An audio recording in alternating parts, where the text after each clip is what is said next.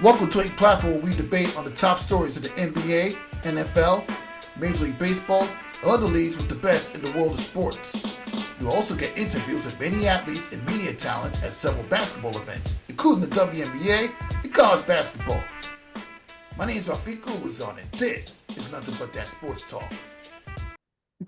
Welcome to another When Sports Media Entertainment edition of Nothing But That Sports Talk. I'm Rafiq Ulazon alongside Brittney Flythe, who's a music journalist, and you've done a lot of interesting stuff in the entertainment industry. You've been to I'm just gonna let you tell the audience what you do as a what you cover. I go by Bebe Flight, and I've done a lot of festivals, listening sessions, and I'm hand in hand helping out the next up and coming indie artist become a mainstream artist. So I'm a part of that. Oh, okay. So you try. So the whole purpose of why don't you tell us the whole purpose of why you started your career as a music journalist, and what was your starting point? My starting point was because I was an event curator for a collective called the Earwax Sessions, and I was throwing shows weekly with indie artists, and I got to a point where I felt like I wasn't doing enough, and I switched to becoming a music journalist because I was having amazing conversations with artists. And a lot of other people, consumers, were asking me my input on like reviews on projects. So I went from basically having conversations to writing them. So it just went hand in hand, and it just flowed. Okay, that's nice. So yeah, I can see. Well, when I found your social media, you've been involved with a lot of stuff. You've been to CultureCon, you've been to the BET Awards, Yes. been to Power Her Conference. I mean, Yes. yeah. So when you look into cover a story as a journalist, like what are some of the things you look for that you feel that you can actually uplift yourself in this industry? What I look for ideally is what type of content can I make here? What can I really talk about? How is this going to benefit me and the audience that go to that event? Is that going to be helpful for my brand? So I try to stay on brand initially. So and also who I can network with. Okay. I mean, so you try to stay within the brand and find out who you want to network with in this industry. Yes. Because that gets you further, that it gets you just as far as filling out applications on the internet. It definitely does. It's really who you know. Yes, exactly. So why don't you reflect on the first story that you covered as a music journalist, and what do you learn from it between that point and the most recent one? Okay, the first story I ever covered was actually about dating. And I was talking about like women, like the type of guys that you should approach. And I believe I started with an Outkast song, and I was just like, you could plan a pretty picture, but you can't predict the weather. So it's like you can't really predict what type of guy you're gonna get into. So I drove from that line and I started talking about like dating tips. That was for like Urban Magazine. I want to say that was about 2017. And then I started getting into like single reviews and album reviews. Mm. Yeah. So your starting point is really like focusing on the dating aspect. Yes. Describe. Well, you gotta start somewhere. I mean, everybody's gonna get caught up and talk about dating at some point in their journey. Definitely. That's just how it goes. And then you went and the fact that you went from that to writing reviews on music artists. I mean, definitely. Like, what do you learn from that type of aspect when it comes to music journalism? The fact that somebody challenged me was like, don't write about music. And I still found a way to write about music. It's like, I'm going to put music in everything that I have because that's the language that I speak. So I thought it was kind of cool that I incorporated that, but the editor at the time was like, you killed it. And you still did it, like you still did it your way. So I was like, okay. I was like, okay, can I start writing about music now? And he was like, you fully earned it. Like, so they let me kind of do my thing.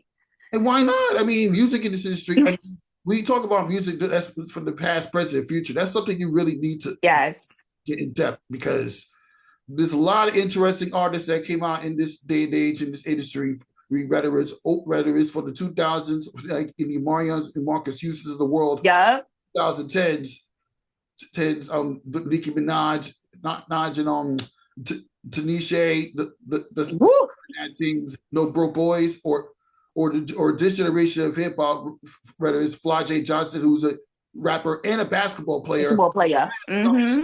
That's music that in sports that goes hand in hand, which is one of the talk about sports entertainment altogether, because they're athletes that perform and they're performers that play sports too.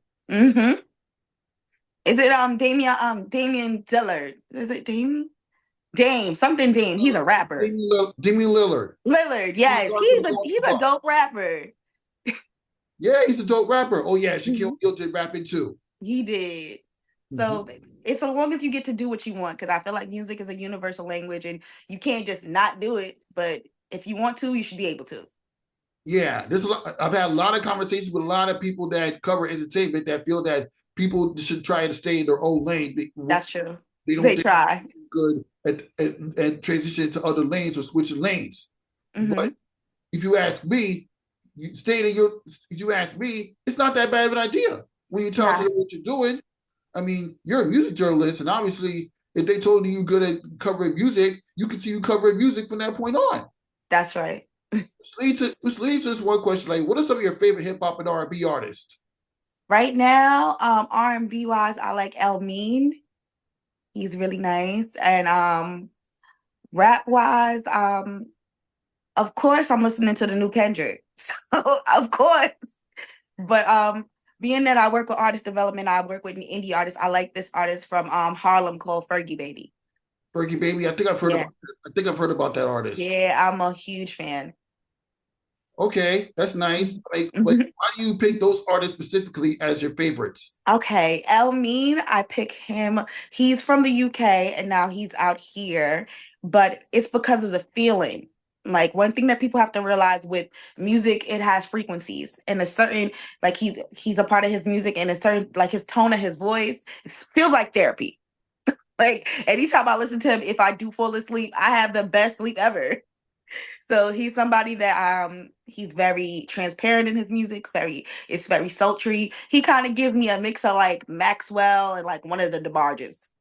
So very sultry. And plus his story came from him singing D'Angelo in his garage and recorded it. And he's been taken off since. Ooh, yeah. Point when it comes to music, everybody has starting points. Yeah, it went viral and he's been up ever since. When it comes to Fergie Baby, it's his aesthetic. And he constantly says God is from Harlem. And, I'm from Long Island. So I'm like, if God is from Harlem, I want to be out of Harlem, because just the way that he presents it in his music, his aesthetic, his aura. And he's been given this void feeling. And nostalgia always wins to me. And he had a track that was crazy over the summer, Chewy's, BBs, and Canes, and it just felt like Busta, Wu-Tang, like that whole era. And it's like, it's 2024.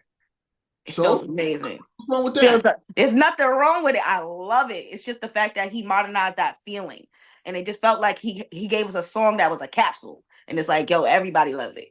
So I love what he's doing, and his team is amazing. Yeah, the team is amazing. You found something to actually get people involved in his music, and definitely. And you know what? I'm going to get you. There's a reason why before we got on the air that I wanted to start benching cut questions. This time featuring hip hop and R&B artists. Kendrick Lamar, Fergie Baby, and Omarion. El Mean. His name is El Mean. El Mean, Fergie Baby, Kendrick Lamar. What's your start, bench, and cut for these artists I just mentioned? Who's the one that I love the most? Start, bench, and cut. Would you start bench, and who you cut? Okay, I would have to cut El Mean. And why? Because right now, like, he's an R&B artist, but I listen to him to clean, sleep. So I feel like he doesn't have enough up-tempo cuts. So I would cut him based on that one feeling. Sting, I can't bench. If I bench Kendrick, that's crazy. I'm gonna have to start with Kendrick and bench Fergie, because I know I can use him in case anything happens to Kendrick. They Not Like Us? Yeah, I gotta start with They Not Like Us. And Not Like Us, we gonna run that to the ground. So in case anything happens, I got Fergie on the bench. Okay, that's fine. Drake, Kanye West, Eminem. Kanye. Which is start bench your gut. Kanye's gonna start. Drake on the bench. Cut Eminem. Okay, that's fine. Let's see. Tanisha, Sweetie, um, Fergie Baby. Ooh, you mixing up the girls with the boys and two different genres. Okay, Sweetie, I have to cut her. Ooh. She's great for marketing purposes, though. So let me think this through. I gotta cut her. She's just good to look at. Sweet Tanashi, being that she's independent, I'm gonna have her on the bench, and Fergie gonna start. Okay, that's fine. I can deal with that. Okay. Okay, now let's just transition to some recent events that you covered. I mean, I saw you covered the power her like the power Yes. ceremony that happened a few weeks ago, and I know to know somebody that covered that event too. What was Yeah. that experience like? And for anybody looking to attend that event in the future, what are they going to learn from it when they go, whether it's a journalist or it's a spectator? Okay. If you want to go as a journalist, get to know the publicist. That event is like secondhand coordinated with the publicist, and I just reach out and I show my work. I say, if you want to see my one sheet of all my work, you have to have a one sheet or EPK that shows all your work.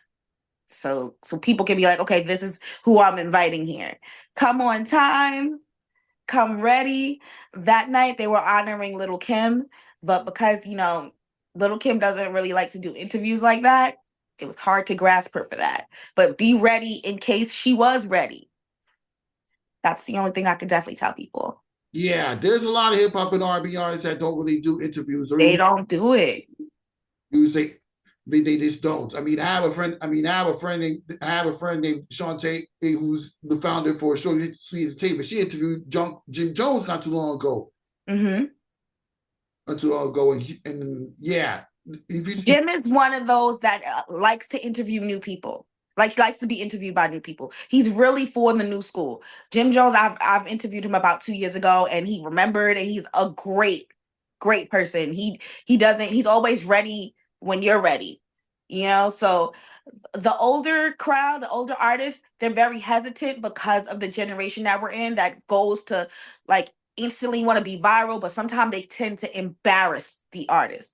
And sometimes the newer, journalists, they might not even know that much about the older crowd and know how to treat them. So they have their right to be scared, but sometimes it kind of leaves people that like me that do know, like, leaves us locked up.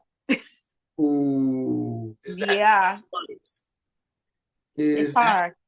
Jeez, because obviously, as we continue to educate ourselves in history, when music continues to evolve, Yes. think about is how this music gets produced.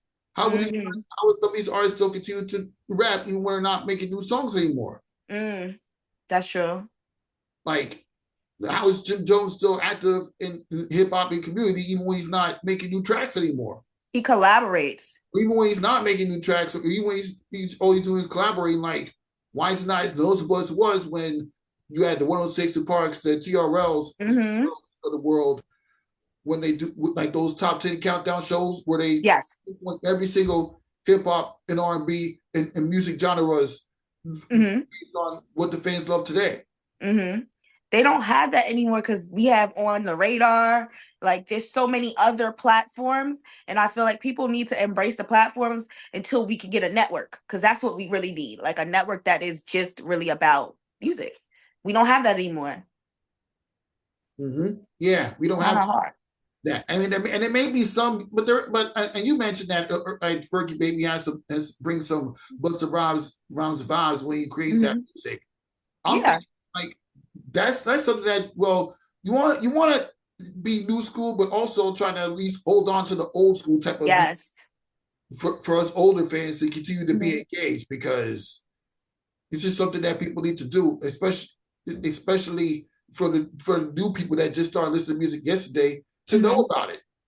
It's about like human relations. Like, it's a common thing. Like, just like I said, Busta Rhymes, we know who Busta Rhymes is. So if I present something to you and say, if you like Busta Rhymes, you might like this. It's like, Oh, okay. To some people, they're like, oh, it might be seem like it's mimicking. It's like, no, it's not mimicking. When you are in hip hop, you should be a student of hip hop. You should know who KRS-One is, Kanye, all these people. You should know who Rakim is. Like, you should just know it and know that if there was no Rakim, there would be no Hov. Like, there's certain things that everybody took influences of other artists. So it's okay.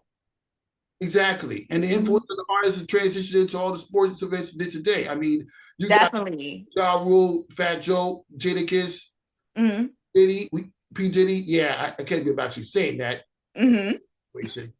That rap about their own lifestyle and how much they rep New York, because definitely by New York culture to a certain extent. Definitely. I'm gonna throw a question at you. Do you know which basketball star has been talked about in raps the most? Flau'jae Johnson, Shaquille O'Neal. No, I mean, what like basketball star has been in everybody, like a lot of people's bars, like in these songs? Well, basketball stars been a lot of okay, LeBron James. He's there. Obviously was mentioned. Sabrina Ionescu, Kalia Copper, Kelsey Plum. And I have to mention those names because they were the Basketball 2.0 song that Curtis Blow came out with, that he created along with Lola Brooke. I had to mention that. Definitely. You forgot Iverson. Oh, I didn't forget Allen Iverson. I was going to get to that. Allen Iverson has been named so many times, name dropped in hip hop a lot. Okay, Kobe Bryant, he's named a bunch of... Definitely Kobe. Definitely. Well, Bill Russell, definitely. Yeah, he's mentioned. Will Chamberlain, he's mentioned. Oh yeah. Like the old, like the Curtis Blow, like the 80s version to the 2020s version. Yes. But you know what? I got into just one question. You listen to Curtis Blow's newest song, Basketball 2.0, right? With Lola Brooke. With Lola Brooke, yes. And you've also known about the original version for the 80s. Which one do you think is better?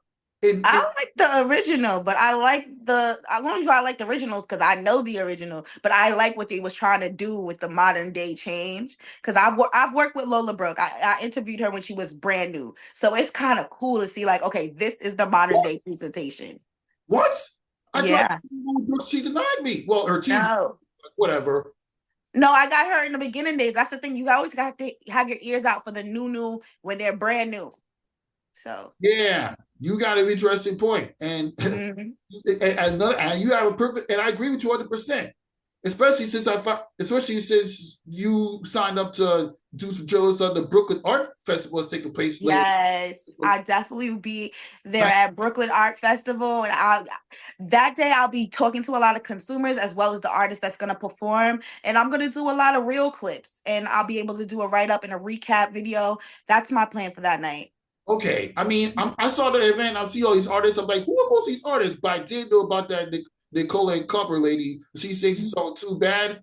I mean, you can look her up. I mean, that's the only thing I knew. That's the only thing that got me so interested in. I mean, of course, I hope you're coming. I did sign up to cover other events, but I'll tell you more about that off the air. But that's besides the point. Now that I've actually got connected with somebody that's working there, I'm going to keep that in mind, at least for one of the days. Mostly for the ones that I've actually known about. Obviously, Frank Neisman performing that, and I've only known about it because my cousin worked with him and told me about him. Okay. Those are like only the few names that I've noticed. I mean, the rest of these names, I'm like, where are these independent artists coming from? Listen, there's so many, and it's the independent scene is. I tell you, it's where you need to be. There's no rules. They're being their authentic self. So. Okay, that's fine. I was an intern for the Day Summit Festival in 2018, so I got a taste of it. I just pretty much write a review, interviewing some of the dancers and singers and performing there. That's nice. I was into that. Like during my youth, I was into music before I was into sports, so they go hand in hand. That's all. They do. So, am I taking your advice on that? Yes, definitely. Back in 2018, when I was involved with Day Summit, you wouldn't need to tell me about that. Definitely, I've worked Day Summit before. It was great. Oh, definitely. So you known about Day Summit, huh? Yes, it's a great platform. It's a week of some work, but I enjoyed it. I enjoyed the new artists that I got to connect with. I've had King Silver on the show not too long ago. So Mm. yeah, I kind of have an idea. So I kind of have an idea about that. But that's besides the point. I mean, why do you think people should attend the Brooklyn Art Festival taking place in Brooklyn as somebody that's covering it? Okay, I feel like somebody should attend it because I think it's great entertainment if you're into art or if you're into music. And I feel like if you're into both and you want to connect and basically network, come on down because I'm definitely looking to connect with a lot of people and just like people like you. Oh, Yeah, I mean, my life was mostly focused on sports, by sometimes interview people in the entertainment industry because there are people that play sports and cover sports that know something too by entertainment as well, which is why true. the sports entertainment segment came up. Definitely. So yeah. Now we get to part two of the Start Bet Your Cut questions. Only this time Woo! I'm gonna interview this time features New York rappers. Start Bet Your Cut. Jay-Z, Kanye West. No, excuse me. Jay-Z, Fat Joe, and Ja Rule. Start Bet Your Cut. Oh, we gonna cut Ja Rule. Ooh. We gonna start Ho, of course. And we gonna keep Fat Joe on the bench. Cause I know he could definitely whip out Why? Wemmy. Give me a why. Why am I gonna start with Hove? There's no other why needed. Like we have to start with Hove. I would keep Fat Joe on the bench because I know if anything happens to Hove, Fat Joe got it with Remy, DJ Khaled. Like he got it. Like Feels like paradise. he's gonna do it. He's gonna fill us up. We're good. And why cut Ja Rule? He made the New York We chart. gonna cut Ja Rule. I wanted to say because he can't really move without Ashanti, but um when it comes to modern day, I don't think he really evolved or his evolution, his transition of evolution didn't really look too good. Fat Joe, he released something over the summer and it translated very well. So I don't think Ja Rule for right now, I wouldn't, we could cut him. All right, that's fine. Um, yeah. How about the people performing at the upcoming Millennial Tour in March? Oh, We're gonna do a Star Pitching Cup with those people. okay. Bow Wow and Marcus Houston. Star Pitching Cup. What? You're crazy. Okay. I would cut Marcus Houston, bench Omarion, start with Bow Wow. Why? Bow Wow is a legendary performer. Y'all cannot tell me he's not a legendary performer. And in case anything happens, Omarion's on the bench because he definitely will come through with the come through, especially with B2K. Okay, and why you cut the players you cut? I cut Marcus Houston because I don't like his current music. I'm not Oh, crazy about Marcus Houston. Like I was I was around the B2K era. I wasn't around the immature era. So okay, that's mhm. nice. Now, Sammy, Ray J, Bobby Valentine. Oh my gosh. Whew. I love Sammy. Okay. I would cut Bobby V, keep Ray J on the bench, and start with Sammy. I would keep Ray J on the bench because he's smart and he also has the funds. I would cut Bobby V because I'm musically like I'm not really into him that much. Don't tell nobody that though. Like, Oh, don't tell. I would interview him though. okay, you got an interesting point. Now let's do Star Bitch Cup for music entertainment host. Okay. Terrence J, Roxica Diaz, and Free for 106 in Park. Oh, you crazy. Okay, we're gonna start with Free because Free Marie is like one of my inspirations. I cut Roxy and I would bench Terrence. I would cut Roxy because sometimes like the way she kind of always was like a little uncertain in her personality, like uncertain in her delivery when she was on 106 in Park. Terrence J has been amazing and I've just seen his growth and his story is crazy. I definitely think Terrence J would have to be on the bench and just hold down the fact that Free is going to take over. Okay, that's Mhm. nice. All right. Now we transition to all right. Well, I hope the Star Mention Cups was entertaining for you because Yo. no way to let people know the type of music that we listen to based on your knowledge as music journalists. I mean, Yeah. you got to break Some down. of it is biased.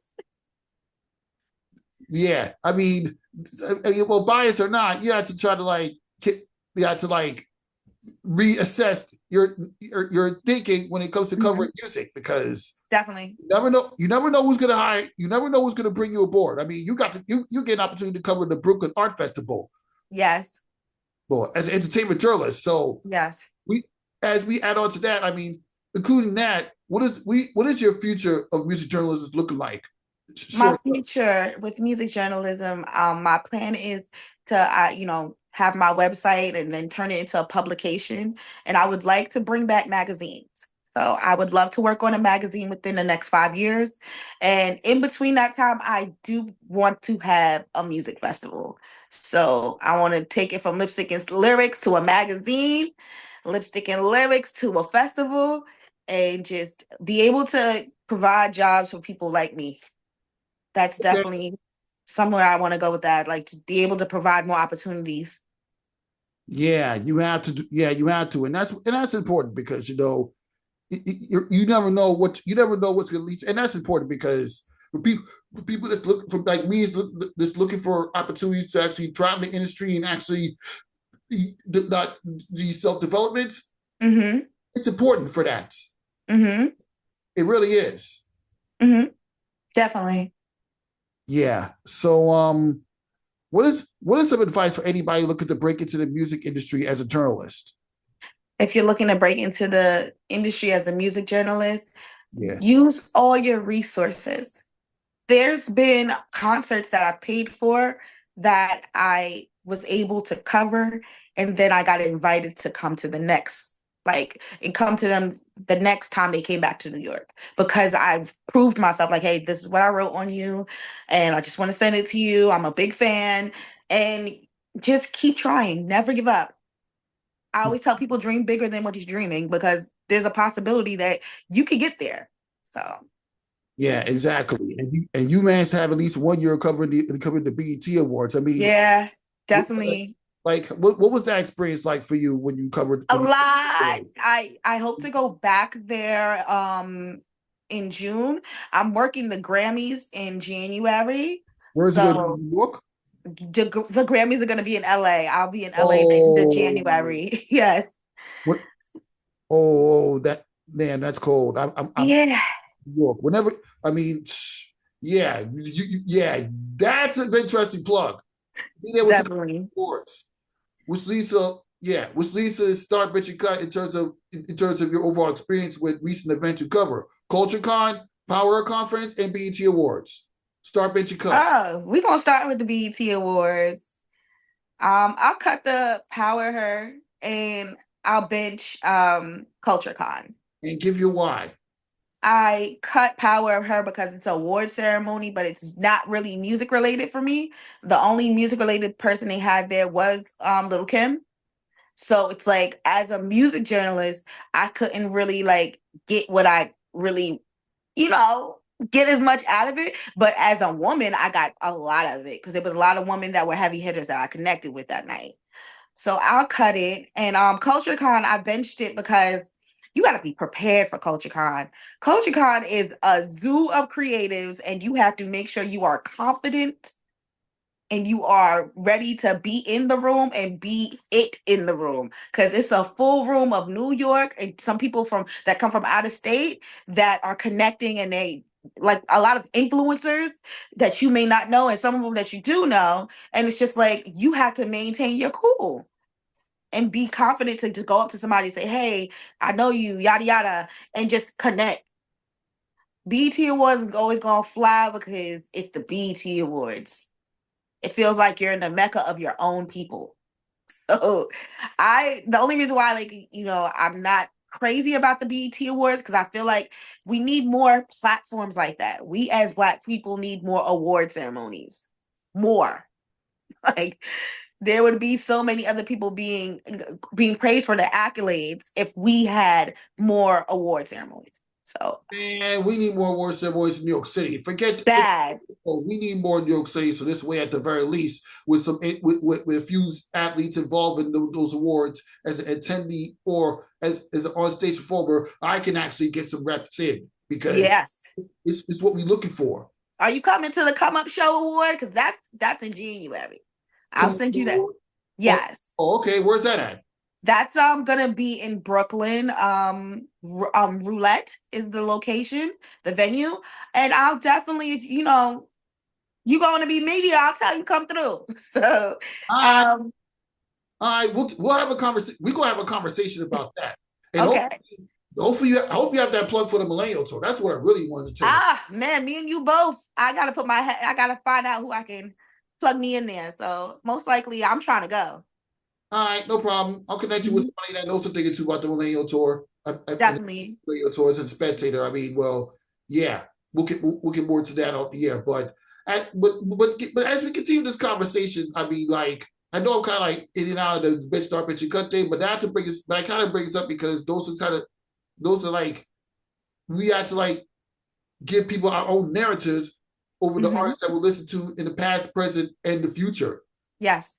Like, which hip hop R&B artist right now that you listen to you think will be the future for the hip hop and R&B? Hip hop and R&B be the future. Ooh, this is a good question. I didn't think he was gonna whip this out on me. Ah, man, Doechii. Doechii all the way. Mm-hmm. She's crazy. Rap wise, she's crazy. She sings. She tends to sing here and there. She's crazy. Yeah, and you know what? I'm glad I interviewed you because I feel like sometimes this more music that artists that I didn't know about, like those prior to the interviews I've done when talking about hip hop and R&B, like just like like over a month ago, I was at Big East Media Day where I interviewed some athletes, asking them their favorite hip hop and R&B artists. One mentioned Caesar, another one Summer Walker, and some mentioned a guy named Rod Wave. I'm like, I mean, I'm thinking to myself, what is Rod Wave? But at the same time, I went along with it thinking I already know, but what is it with some of these basketball players in Rod Wave? Rod Wave, I like him, but it's just, he's so sad. I'm so concerned about him. His music is very sad, but it's just like, somebody get him some help. That's how I feel about Rod Wave. Hey, you educate me on music a lot. Listen, no problem. Hey, Rod, I mean, those are like this artist. He's good. Hey. And you said SZA and Summer Walker is what they told you? Yeah. Yeah, SZA is amazing. She's also a part of Kendrick Lamar's label too, just like Doechii. So Kendrick picks amazing artists. Yeah. Mm-hmm. Yeah, that's interesting. I mean, you know, it's funny. As long as they stay active in the industry in about 20, 25 years, they're going to do a documentary. They're going to do a docuseries or biopic about it like they did with TLC and Bobby Brown and New Edition. Yeah. Give me a sense of the goods and bads about being in the hip hop industry as a performer. Because I feel like when they not satisfied with their music career from an income standpoint, they're gonna find a way to ruin their own lives. Even when they on top, they're gonna find a way to destroy it. Or find every excuse to not be satisfied, whether it's not having money or not getting the engagement they're looking for. Sometimes they sign these contracts and they're not aware of what they sign, because that's the correlation between both those biopics that you said. Both of them, they signed titles that they signed contracts that they didn't know, like what percentages they would get. Yeah, they should have done a better job reading their contracts. I mean, in the artists that we have today. If you think those artists are going through what they go through, what do you think that the rest of the artists that we're interviewing or taking pictures with are going through right now? Definitely. A lot of them going through it. They're becoming wiser, because there was a moment where artists signed this deal called a 360 deal. And in that deal, they basically signing their lives over. So it's like, it's not a good deal anymore. So a lot of people, like, for example, Lola Brooke has a distribution deal, but she's still independent. So she still has her independent label that she started with. But when it comes to distribution, like radio, how she marketed and pushes her music, she has a deal. And that's the best deal you could think of. So she still has her own like money coming in. Yeah, that's what I'm talking about. That's the way to go. Exactly. I mean, why are you getting mad about not getting your own money when you should be glad you should be taken care of in the first place? Yeah, definitely. Let the market, like if you want to, let the marketing people and your managers take care of that for you, because you're not going to get that anywhere else. Have a good lawyer. That's another thing too. Exactly. All right. Well, that concludes this episode of Nothing But That Sports Talk with Sports Entertainment. Thank you for stopping by, Brittney Flythe. Thank you for having me. Have a great one. I look forward to seeing what you do in the hip hop and R&B, in the hip hop music industry, and as a journalist, and what stories you tell when you go in there. And yeah, I think lose out with Nothing But The Sports Talk. We'll see you next time. All right. Bye.